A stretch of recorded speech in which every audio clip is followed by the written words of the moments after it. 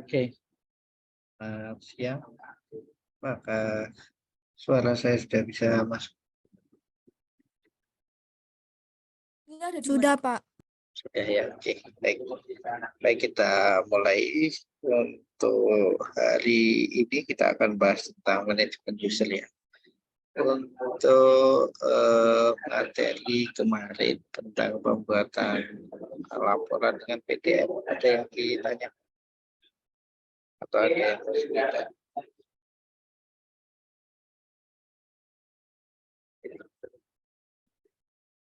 Oke, kalau nggak ada saya lanjutkan. Bagi yang belum mengerjakan silahkan kerjakan, kemudian didokumentasikan dan diposting di komen ya. Nah, bagi yang sudah ya dan tidak kesulitan ya syukur ya, balik satu tugas sudah terselesaikan. Pada siang hari ini kita akan bahas mengenai manajemen user. Nah, sebelum kita bahas manajemen user, untuk absennya tadi mungkin sudah di-share, tapi bagi yang belum absen silahkan absen di sini. Kodenya 423881.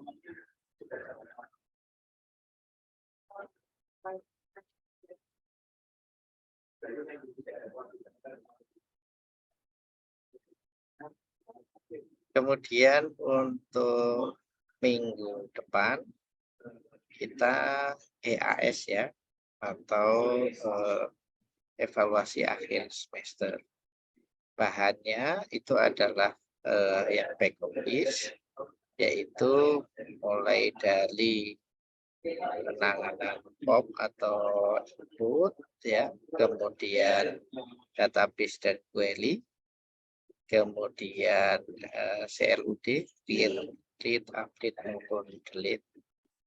Kemudian berikutnya selain itu adalah pembuatan report atau laporan, kemudian manajemen usernya. Jadi yang berkaitan dengan pemrosesan yang di back office. Kemudian hari ini kita akan bahas yaitu materi tentang manajemen user. Untuk link materinya itu adalah bisa dilihat di blog di pajarpanscholar.com, itu pada link yang paling atas ya. Sudah barusan saya update. Ini linknya, ini materinya ya. Nah, manajemen user itu apa sih? Manajemen user itu adalah pemberian hak akses atau pemenang kepada user atau pemakai aplikasi. Jadi misalnya dalam perusahaan itu ada yang namanya adalah bos, bendahara, kemudian tukang antar surat, maupun juga misalnya kasir. Maka bagian kasir ya dia hanya bisa melihat tentang transaksi keuangan. Kalau bos berarti keseluruhan ya. Kalau itu katakanlah misalnya bagian pengiriman surat, nah dia tidak bisa atau tidak boleh melihat data tentang keuangan ya. Jadi yang dimaksud dengan pengelola user adalah pemberian hak akses kepada pemakai aplikasi. Biasanya secara umum akses itu dibedakan yaitu akses tertinggi atau semua fitur aplikasi, kemudian standar yang umum, kemudian adalah cache. Cache ini adalah yang biasanya adalah untuk publik. Sebagai contoh, dalam studi kasus di bawah ini kita membedakan, yaitu ada admin, kemudian ada staff. Admin itu boleh melihat status semua user, boleh menambah, boleh mengedit maupun mendelete user yang lain. Tapi bagi staff itu hanya bisa update profil sama update atau rubah user password.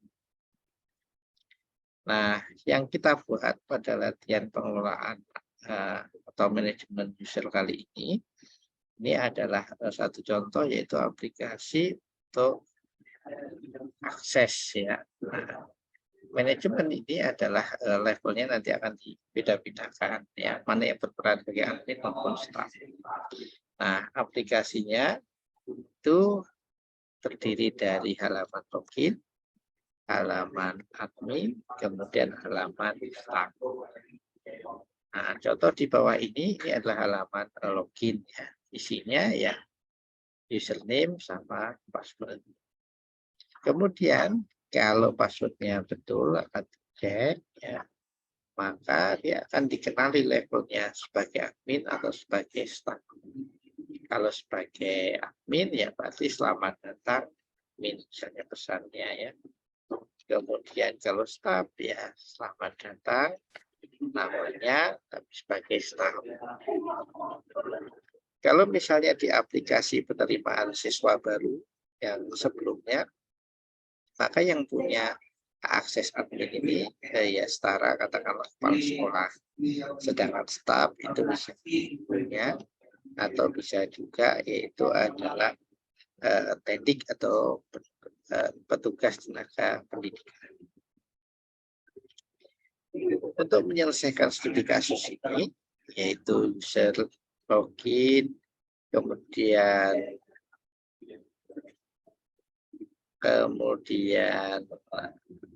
halaman admin sama staff, maka yang perlu kita lakukan yang pertama adalah kita menyiapkan tabelnya dulu. Contoh ini adalah kita menyiapkan tabelnya ya, tabel user. Isinya adalah ID, ini adalah supaya auto increment ya artinya. Kemudian username, password, kemudian nama, ini adalah pemilik username maupun password. Kemudian berikutnya adalah level. Level ini adalah digunakan untuk menentukan hak akses atau tingkatan hak akses. Tingkatan hak akses admin atau tingkatan hak akses. Kemudian sebagai contoh, kalau tabel usernya sudah diisi, berikutnya diisi data. Anggaplah datanya itu adalah Budiman sama admin. Kemudian username-nya itu diisi admin, passwordnya 1234. Sedangkan Adi username-nya staff, passwordnya adalah staff. Kemudian levelnya untuk admin diisi 1, untuk staff diisi 2. Berikutnya setelah kita tentukan struktur tabel, kemudian dari isian tabel, selanjutnya adalah kita siapkan koneksinya. Sebagai contoh tadi, database-nya kita namakan DB web, maka koneksinya kita tuliskan yaitu host, localhost, user root, kemudian passwordnya masih kosong. Koneksi kita bangun melalui MySQL eConnect, kemudian nama host, user, password, sama DB-nya. Kalau ini misalnya sudah tersambung atau tidak ada status error-nya, berikutnya kita bisa memulai menuliskan halaman login.php. Ini adalah istilahnya adalah untuk formnya ya. Nah, bentuk formnya ya ini adalah kode HTML ya. Kemudian di sini yang penting itu adalah form action-nya. Form action-nya ini adalah yang akan memproses back-end-nya. Itu adalah login strip PHP ya, login minus proses titik PHP. Kemudian metodenya adalah post. Kemudian inputannya type-nya adalah tag ya untuk username. Kemudian berikutnya itu type-nya adalah password. Oke, ini adalah untuk halaman awal. Kemudian input type-nya submit value login. Kemudian berikutnya yang kedua, login proses.php. Ini adalah bagian backend yang akan proses yang diinputkan oleh user di halaman login. Ya. Nah, di sini ini ada tambahan session start. Ini adalah digunakan untuk membedakan siapa yang aktif. Nah, misalnya dua-duanya aktif dengan komputer yang berbeda, maka kode atau ID sessionnya akan berbeda. Nanti kalau tidak ada sessionnya, maka komputer atau bagian server dia tidak tahu menangani paralel atau konkuren, misalnya ada akses yang bersamaan atau akses pada sumber daya yang sama. Oke, kemudian untuk membuat ID session ya itu adalah kita siapkan yaitu session start, kemudian upload koneksi.php. Berikutnya apa yang dikirimkan oleh form tangkap, maka $username, $post username, password, $post password. Berikutnya kita autentifikasi, kita cek data. Apakah datanya ada tidak di dalam tabnya. Ya. Kemudian gimana cara cek datanya ya? Query select bintang from where username sama dengan $username.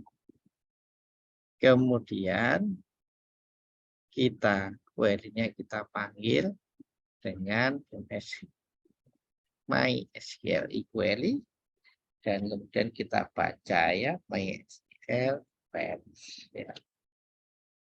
Kemudian kalau passwordnya itu ditulis atau disandikan dalam MD5, kita bisa pakai statement MD5 ini untuk istilahnya adalah untuk membaca enkripsinya ya. Tapi kalau tidak, ya kita hilangkan MD5-nya, dianggap sebagai tag biasa. Kemudian berikutnya, nah, mana aja yang disimpan informasinya sebagai session, yaitu field yang ada di dalam tabel mulai dari ID user, username, nama, level. Kemudian ya di sini kita bisa melihat kalau itu katakanlah status loginnya itu kita bisa isi 1 ya. Kemudian setelah itu kalau misalnya tidak ketemu ya maka login gagal atau query-nya gagal. Kemudian timbul pesan kembalikan lagi ke indeks ya. Kemudian berikutnya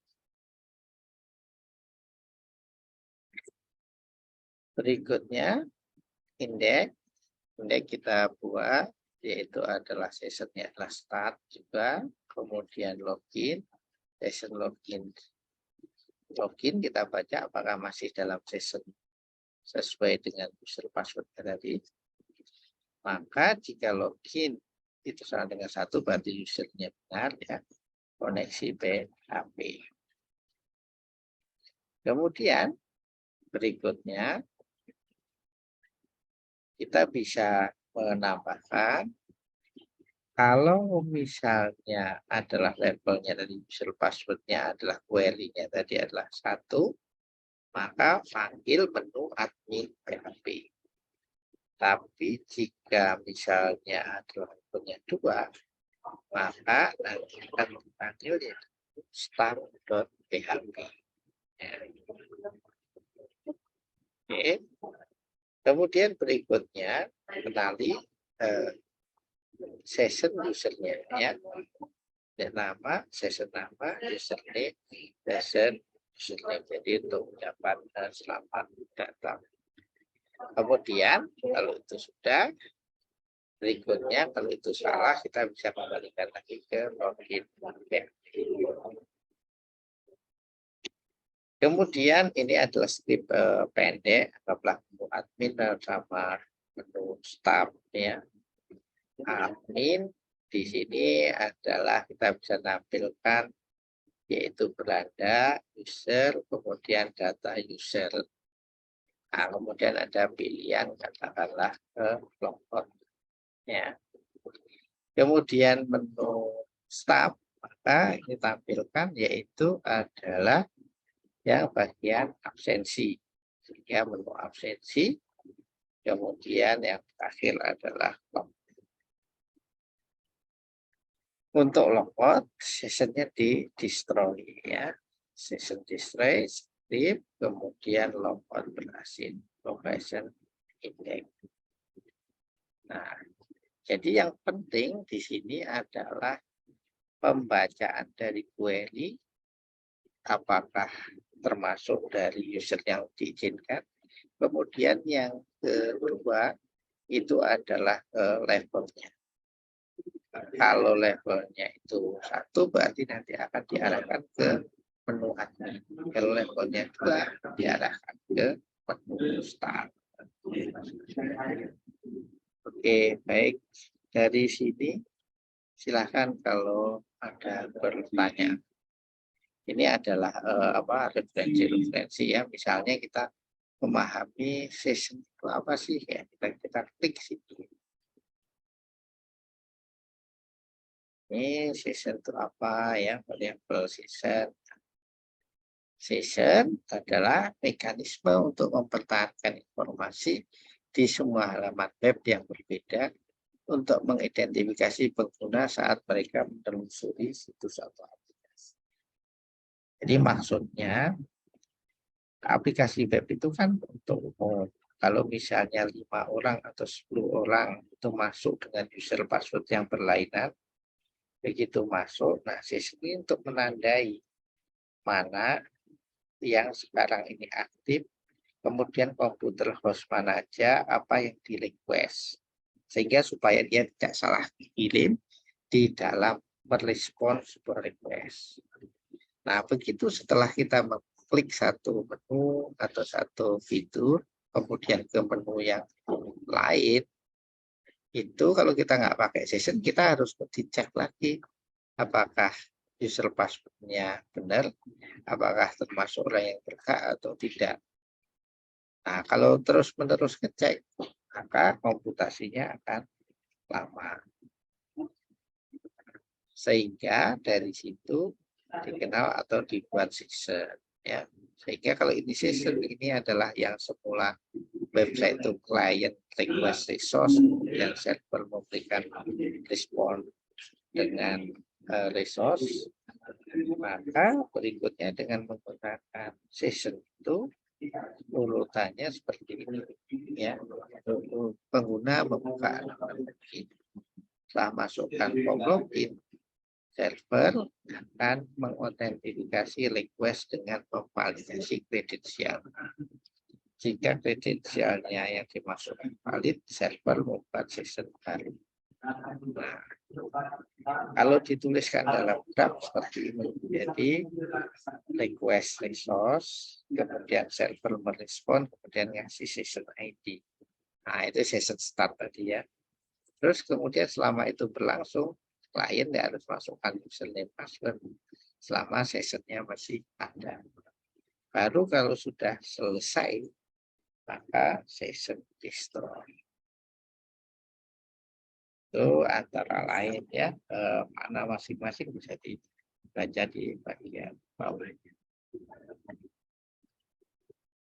Oke, demikian sebagai pengantar.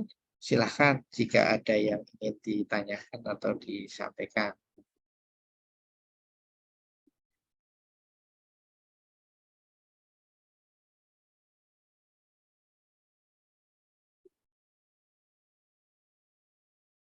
Permisi, Ya Pak. silakan. Ya, Dikti Syairosi silakan. Nak. Izin bertanya, buat EAS bentuk detailnya itu Un- seperti apa ya, Pak? Apakah kita membuat aplikasi gitu? Untuk EAS nanti untuk detailnya ya ada teori, ada praktek. Teorinya itu adalah mendesain aplikasi. Jadi misalnya adalah bahkan deskripsi aplikasi ya yang ada CLD-nya. Kemudian buat desain halaman front end-nya.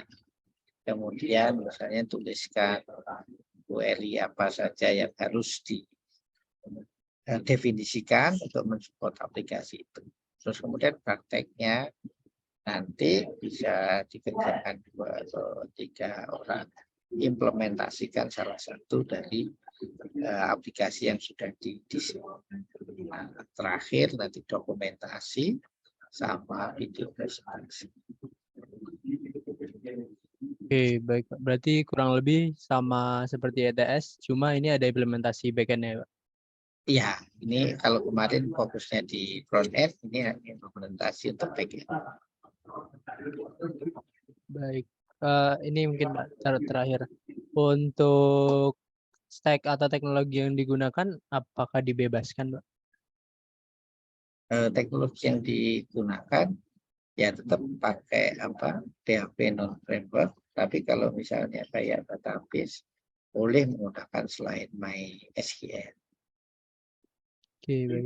Kemudian untuk front end-nya silahkan Anda gunakan native boleh, Bootstrap boleh, JavaScript juga boleh.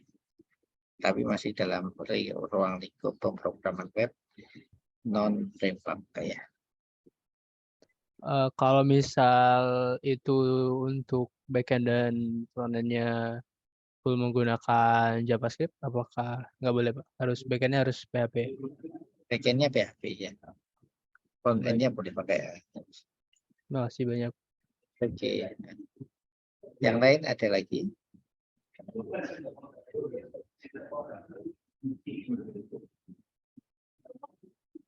Oke. Baik, kalau tidak ada pertanyaan ya silahkan itu dikerjakan atau dicoba. Terus kemudian ya dilihat lagi ya bagian-bagian yang jadi istilahnya latihan mana aja yang belum dikerjakan, dicek kembali, jangan sampai terlewat. Nanti kalau misalnya keluar di EAS sayang kalau belum mencoba di latihan. Baik, ada lagi yang mau ditanyakan atau disampaikan? Izin tanya lagi, Pak, untuk jangka waktunya, berarti sampai Untuk jangka waktunya biasanya 1 minggu. 1 minggu. Iya, Baik, terima kasih banyak, Pak. iya. Yang lain ada?